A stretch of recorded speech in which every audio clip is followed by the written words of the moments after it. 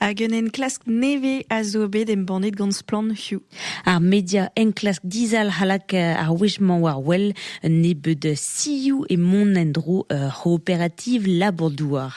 Ar hoperl e kevelouri sevel mor bras a France. Evel pep kevelouri e oa bet krouet er blavechou triugen gant al labourien douar ded ave an krinfor a strol a digreski a houstou produit. Mechanchet braz e an trao a bawe, kolle de bet o halout da zivizout gant an darn brasa deus ar broduerien ezel eus ar hoperl. An divizou avez kemeret bremañ gant un nebeut da zesaverien mor braz e pen ar stal. Hag ouspen na pas gelet kemer divizou kin e o diestret d'an disaverien kuitad ar hoperl. Juliette Cabassao Roger, kazetener ez plan a zisplektium.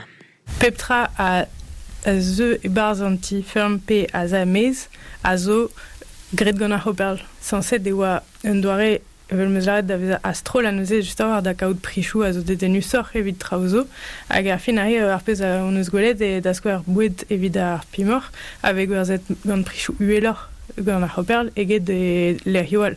Me rediedin an disaverien da brena boued ar hoperl. Ar hoperl an anie a ziviz deus ar briz m'ave prenet ou mor digant al labourarien de ourvi. Hag ar mareme e ijalor priz prena ar hoperl eget-oan ar marchat zo kein. E ar eo ar pez on eus klasket diskouez e penoz pa vezer un disever mor hag e zer barz ur operativ evel ar hoperl. E ar fin vezez un tamm evel tout barret d'un doare bennak hag e daou dit neuze ober peptra evel ma velaret gant penou braz ar hoperl. That's quoi. Evidor square marteze avait fait essor da gompren gant ar hoperl eve gret pimor ep spara. Evid d'an vrasa deus a produiren mor eve neuze sparet ar pimor, neuze tenet orelou evit man e feket deus ur sort blaz sanset un tamm fall da gant ar hik. Neuze gant ar hoperl ebe di babet chomazad a spara ar pimor, evit ma e fe gwellor evit al loned, ne ken feuls, hag emem skouls eve neubetor a labour evit al labour er douar, a sanset e kresk ar pimor, ken mad hag unan a zo sparet. Neuze setu un dibab zo begret gant ar operativ. Ar pez adalv ma ve dibabet gant an disaverien choaz an doare zed ober. Zed alv e dao neuze dibab just a war ar boued a zo gwestlet d'an doare pimorze a ninkez paret. Redek aoud a savadurioù a zo mad evit ar pimorze.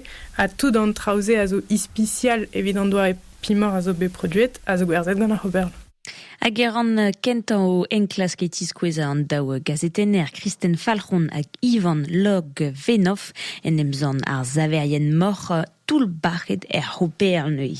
Daou ranal a zo en enklask hag ar c'heller adkavout da leger hiou war lentenit lechien internet splan.